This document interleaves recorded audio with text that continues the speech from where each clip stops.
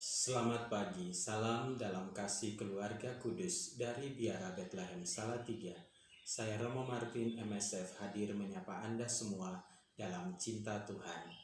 Hari ini, Selasa 14 April, dalam Oktav Paskah, saya mengajak kita sekalian untuk merenungkan Injil Yohanes bab 20 ayat 11 sampai dengan 18. Marilah kita mempersiapkan diri untuk mendengarkan Tuhan. Dalam nama Bapa dan Putra dan Roh Kudus. Amin. Ya Tuhan, terima kasih untuk kepercayaan-Mu kepada kami hari ini, supaya kami dapat menjalani hidup dengan baik. Kami mau mendengarkan sabda-Mu. Tolonglah kami dengan Roh Kudus-Mu, supaya kami dapat mendengarkannya dengan baik, meresapkannya dalam hati kami, dan melaksanakannya dalam hidup kami. Demi Kristus Tuhan dan pengantara kami. Amin. Inilah Injil Yesus Kristus menurut Yohanes, bab 20 ayat 11 sampai dengan 18. Setelah makam Yesus kedapatan kosong, maka Maria Magdalena berdiri dekat kubur dan menangis.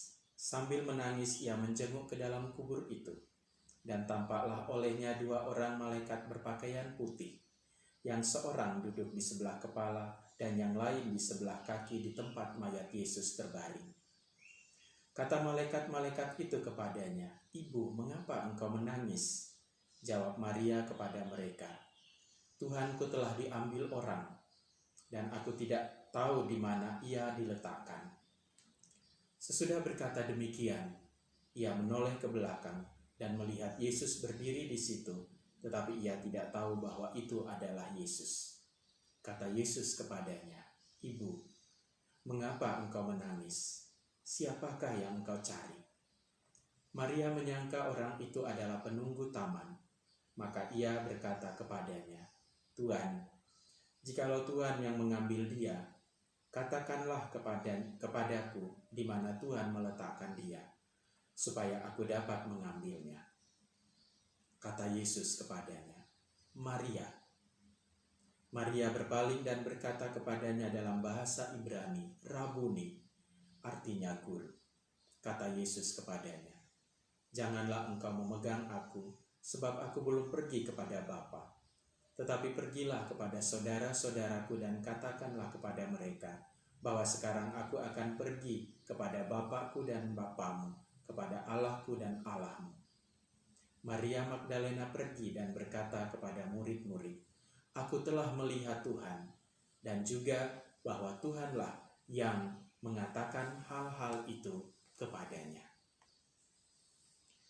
Saudara-saudari yang terkasih di dalam Tuhan kita Yesus Kristus, apa arti sebuah nama? Begitu sering orang pertanyakan. Pastilah, nama menunjuk pada identitas dan kepribadian seseorang. Nama sangat melekat pada diri seseorang.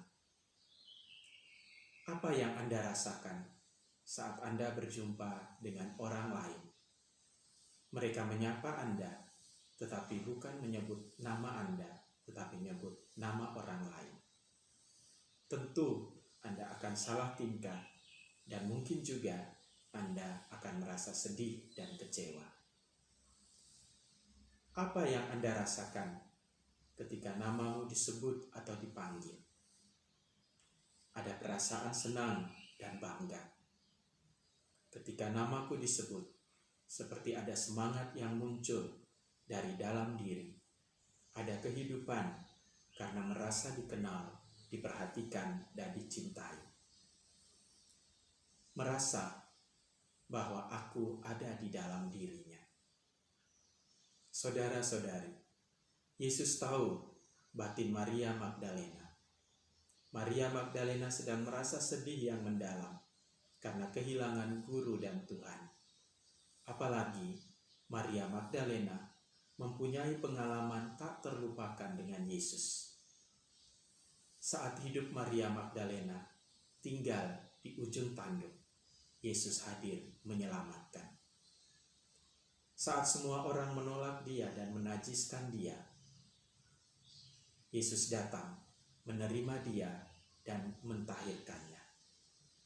Jadi tidak heran kalau Maria Magdalena sangat sedih oleh karena kematian sang kekasih jiwa.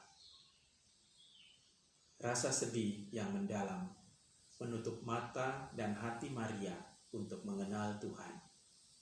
Ia tenggelam dalam perasaannya. Dan ketika Yesus menyebut namanya Maria, semua yang membebani seolah terangkat dari tubuhnya. Seolah matanya dicelikkan, seolah telinganya dibukakan. Ketika Yesus menyebut namanya, seolah hatinya disentuh dan lidahnya dilemaskan. Sehingga dengan penuh sukacita dan penuh kepercayaan, ia merasa hidup kembali dan berseru, Rabuni, artinya guru. Segera sesudah itu, ia pergi dengan penuh sukacita, kepercayaan, dan takjub, mengatakan semua yang Tuhan katakan kepadanya, kepada murid-muridnya. Bahkan dengan perasaan baru, dengan pikiran baru, ia berkata, aku telah melihat Tuhan. Saudara-saudari yang terkasih, semoga kebangkitan Tuhan membawa daya ubah dari dalam, dari jiwa kita, dari batin kita, dari nurani kita, dan kesemuanya nanti ditampakkan di dalam sikap dan tindakan-tindakan kita. Semoga kita semua pun senantiasa mengalami daya perubahan itu yang membuat kita hidup lebih berpengharapan, hidup lebih penuh iman, hidup lebih berkenan kepada Allah dan kepada sesama. Bapa yang penuh kasih, terima kasih atas sabdamu yang boleh kami terima hari ini, yang akan menjadi inspirasi hidup bagi kami, menjadi terang bagi langkah kami, dan juga menjadi pelita dalam perjalanan hidup kami hari ini, supaya hidup kami ditopang oleh sabdamu, dan hidup kami semakin berkenan kepadamu dan kepada sesama kami. Demi Kristus Tuhan dan pengantara kami. Amin. Tuhan bersamamu dan bersama rohmu. Semoga Allah yang Maha Kuasa memberkati saudara, keluarga saudara, dan karya-karya saudara hari ini, Bapa dan Putra dan Roh Kudus. Amin. Salam Selasa. Setia laksanakan sabda Allah.